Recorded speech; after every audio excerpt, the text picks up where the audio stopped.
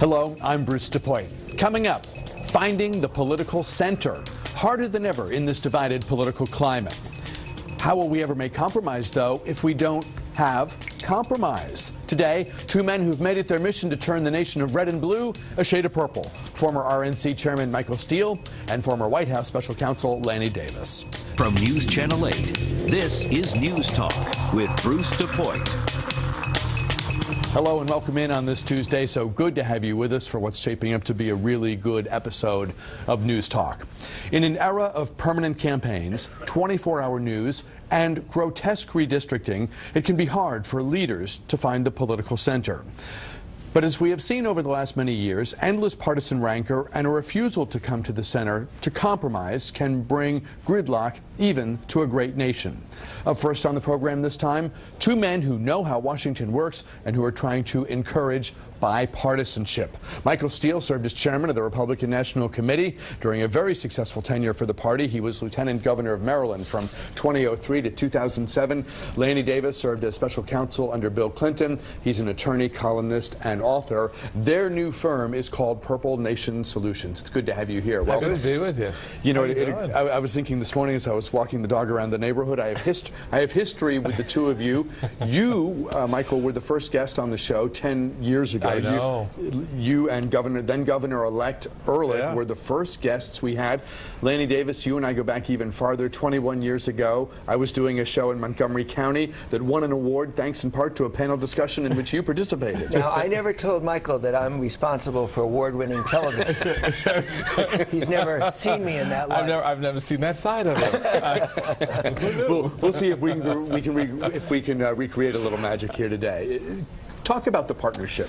Well, this is one of those moments where you get a phone call, and on the other end of the phone is this guy named Lanny Davis, who is infamous and notorious. And I'm like, okay, what does he want? And those are complimentary words. Right. Am I in legal trouble? But I don't even know about it yet. But Lanny came to me with the idea. He'd had enough. I mean, he'd grown frustrated with the system as I had, and coming off of my 10 years RNC chairman, saw the operation from the inside and saw how polarized our politics really had become. And so he posited this idea of, let's try to do something a little different to shake up the system, to create some new benchmarks, to find that sweet spot that America wants its leaders to find, where compromise, I call it consensus, because consensus means that we understand what our ultimate goal is. You don't have to, shade your values or your principles. You can stay firm in them, but we have to work towards the common goal. And I think that's something that our firm is able to do to help businesses navigate through the crazy labyrinth that is Washington politics and lobbying and all these other things. A lot of people assume that you've got to give to get. In other words, that if I'm a conservative Republican, but I want, I believe in the country and I want us to get a win. I mean, that's the kind of, I feel like the country is aching for a win, or maybe even a series of wins right now, and we're kind of struggling. We're spinning our wheels, and we sort of need to prove to ourselves again that we can govern. But to Michael's point, Lanny, doesn't each side need to give to find that sweet spot that he referred to? Well, this is interesting. You don't have to give up on your principles. You have to look for a common ground between your principles, or sometimes in a third place that's not in the middle. Lindsey Graham, a conservative South Carolina Republican, and Hillary Clinton, my old friend from law school, pretty progressive Democrat, became very close friends in the United States Senate because they found common ground on health care for the military. Now, that doesn't mean that Hillary Clinton gave up her liberal principles or Lindsey Graham gave up his conservative principles, but they found common ground. This man is a conservative Republican. I favor tax cuts and big government. I'm working on it. Excuse me, I favor increasing taxes and big government. I'm working on it. He favors tax cuts and smaller government. We're liberal conservative, but we both agree on Simpson Bowles because we both see the national debt as a moral issue. Now you see immigration is an issue where liberals and conservatives can find common ground, the sweet spot, without giving up their principles. Yeah. We're in a really difficult political environment now, and I think there's probably a case to be made that the media feeds the broader governing difficulties that we have. As somebody said recently, and I wish I could remember who, that if somebody takes a meeting with somebody from another party, if a lawmaker has a meeting to even discuss, to even broach the notion of some kind of deal, discussion, potential compromise, by the time they get back to their office, it's being blogged about back in the district, and someone is gearing up to run against them in their subsequent primary, even if it's 2 or 4 years down the road. And speaking of primaries, we have such a problem now with redistricting that most seats are safe. And what lawmakers worry about, what keeps them up at night, is a liberal challenge to a Democrat or a conservative challenge from a Republican in a primary, meaning we end up with polarized lawmakers who are maximally disinclined to compromise. Well, a couple of things here that you touched on. One is, I'll start with the last piece first, and that is the redistricting process. That has been an issue for these many years. I mean, the Democrats were able to maintain control of the Congress for 40 years through the redistricting process between, the 1960s, 50s, 70s, and 80s until the Republicans got it back in 94. So that is something that's always kind of been sort of the safe hook for a lot of these incumbents, because they know this process protects them. What I have found, and I think what we've seen certainly in the last couple of cycles, that irrespective of that, the American people are sort of pushing their way through that noise to hold these guys and gals accountable in office. The reason why you lost 7 seats in the House last year for the Republicans, and they were considered, relatively, safe seats, because the people have a way to, like water, to find that spot that they're most comfortable with, and I think that that's going to be sort of the model going forward. Thoughts on any of that? Well, first of all, my own state of Maryland, I love the fact that we now have an extra congressional district, but I'm embarrassed at the, quite frankly, hypocrisy of the Democratic leadership in Maryland. All my friends, Chris Van Hollen, the governor of Maryland, Martin O'Malley, who carved out a congressional district that's almost a Saturday Night Live satire in order to capture another congressional seat. Yet we'll denounce the same thing when the Republicans do it.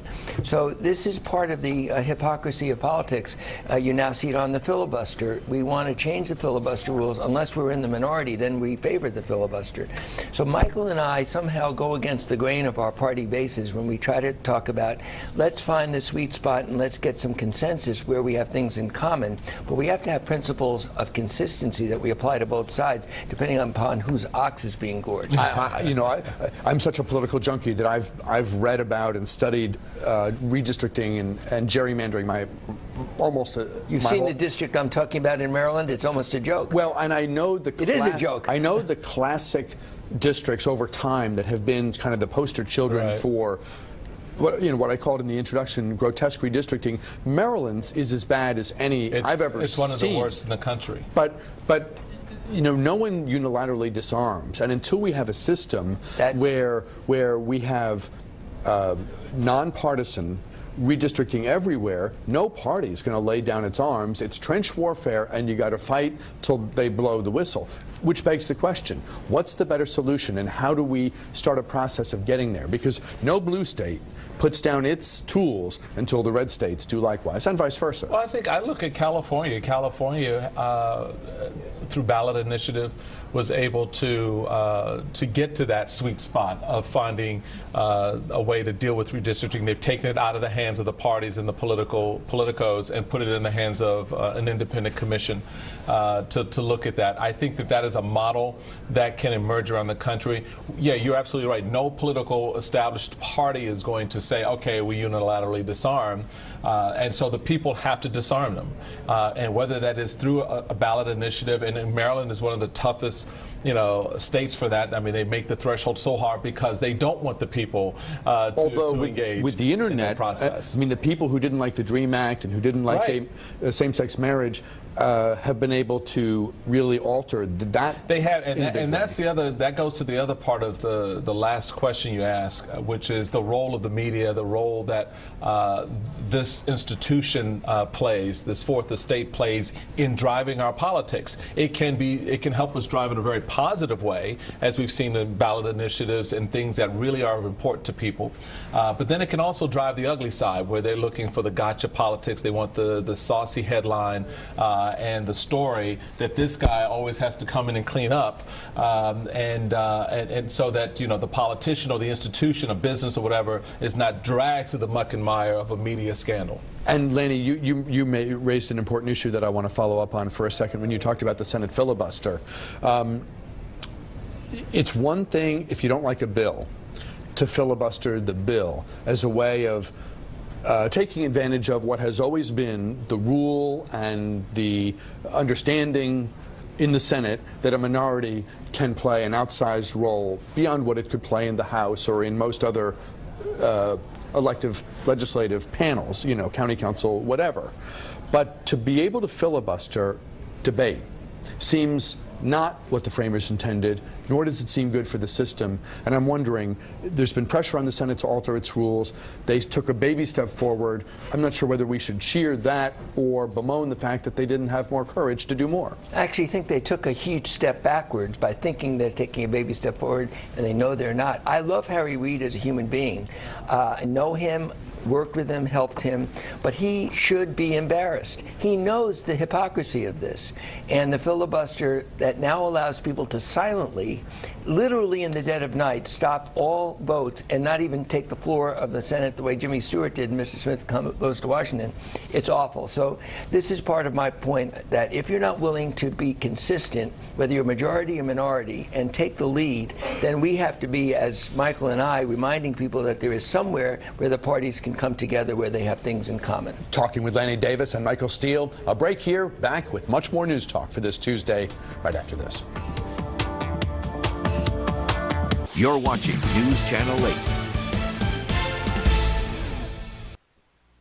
Welcome back to News Talk here on News Channel 8. Coming up at the bottom of the hour, Politico's Josh Gerstein on the immigration compromise announced in the Senate yesterday. Also, the Wizards start to turn things around. They're getting healthy, and their play is starting to improve. We'll talk with J.P. Flame of 106.7 The Fan. Right now, though, let's get back to our conversation with two of our best friends in politics, Lanny Davis and Michael Steele. Their new firm is called Purple Nation Solutions.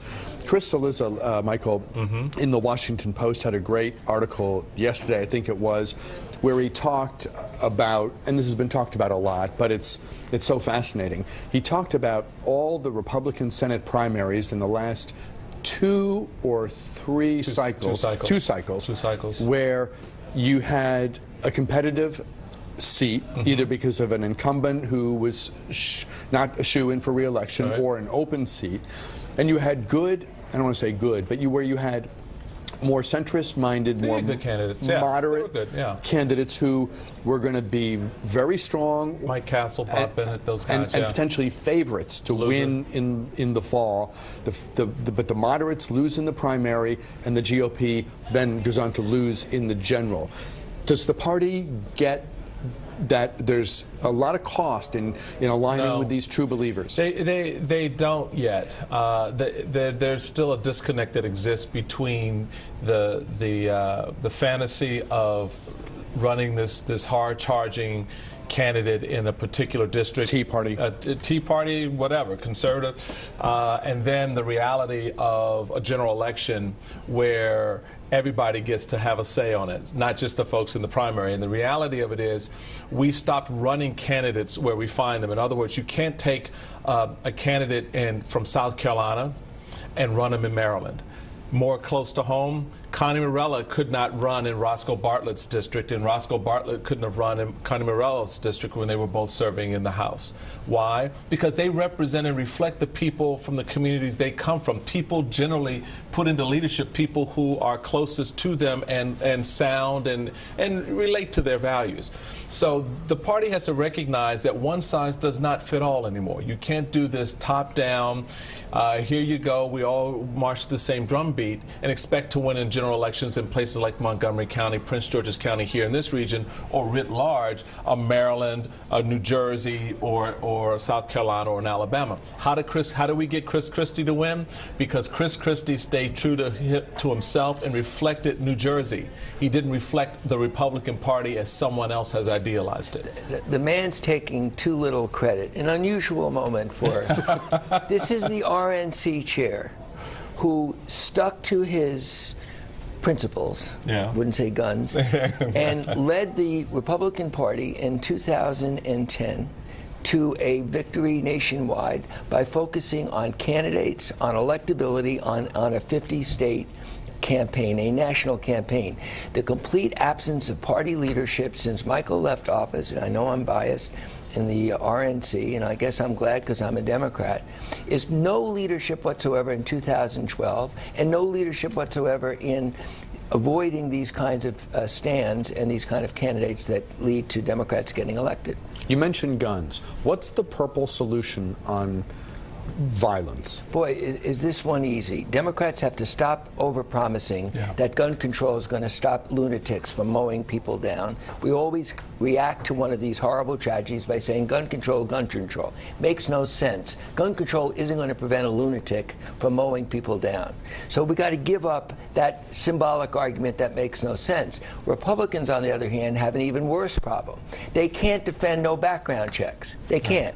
They also can't defend a reasonable way to draw the line between assault weapons and weapons used for war versus weapons used for recreation and hunting. So there's the common ground. Background checks and a reasonable line where you draw between weapons of war and weapons that are self-defense. And what makes that work is the fact that for Republicans especially, the background check piece in particular was something that we've always supported. I mean, whether it was the NRA or the party writ large or individual candidates around the country. So this isn't something like scary territory for us. We've been in this space before. We've accepted this space. So now to have this issue come to the table and to hunker down in opposition, or at least perceived opposition, is disingenuous, to put it politely.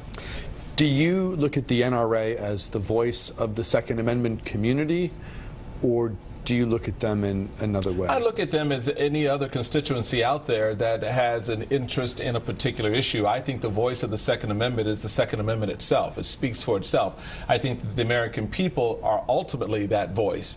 You know, you don't have Americans running around talking about, you know, repeal the Second Amendment. Do you think they're doing the bidding of the gun industry as opposed to hunters? I think that there's a business connection or business interest there that muddies the water and makes the conversation much more difficult to have in an honest way, because there's always a dollar sign hanging over someone's shoulder.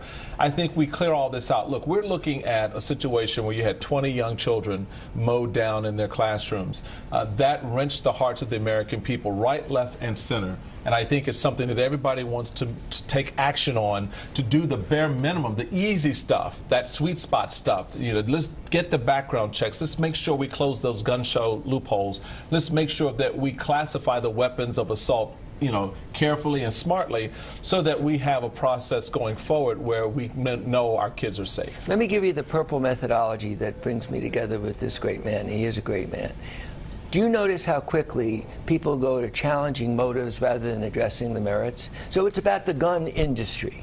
It's not about why there should be background checks. I didn't even go to motives. I'm talking about merits. You can find common ground if you go to merits. If you start challenging motives, using smear words, doing name calling, you'll never find that common ground. Immigration is a big topic this week because we have the president in Las Vegas, and we have the group of bipartisan senators coming forward with a multi-pronged plan that certainly gets the conversation started and puts some wind in the sails for the first time in a long time. They've still got to get the bill through two chambers, including one controlled by Republicans, before the president will have an opportunity to put pen to paper. I guess my hope is, because going back to what I said before, I think the country needs some victories, and here we are early in the cycle, because the next elections aren't for 2 years and 4 years. Wouldn't it be great if this was like a blueprint or a template for bipartisan agreement on all the on not just the one issue we face, right, but multiple. Well, this issues. is a win-win issue here right now, I think, for Republicans and Democrats, the White House and the Congress. And I think the Gang of Eight, those senators right and left who have come together with this plan, have began to create that framework to get something done in this area. Again, this is one of those areas where Republicans need to stop hanging their hat just on the one hook of border security, because there are human lives here. We've got to, as a party, start speaking about assimilation and return to being the party of assimilation as we once were. Understanding and appreciating that desire to come to America, to be a part of the American dream, to create their own American dream, and speak to that. Doesn't negate border security. It doesn't negate the importance of it, but you encapsulate in the context of what people's journeys are all about. And I think this is one of those moments, again, where the left, get off that hobby horse where, you just want to ignore the border security piece and just, open up the door and say, y'all come. So I think that this compromise is the beginning of moving this conversation in an important direction. And anyone who forgets the border security piece forgets the 9/11 ultimately. Well, of course, and so it's a classic example where border security is a genuine fear, and on the other hand, 11, 12, 13 million people self-deporting, as the Mitt Romney expression to his eternal regret, I think, set up a false dichotomy. What we now know is that you have to have both. Everybody always knew that. John McCain ran away from it when he ran for president in 2008. Now he evolved back. I even heard Sean Hannity say that he's, quote, evolved back, where the word amnesty was the scare word the same way communist was a scare word.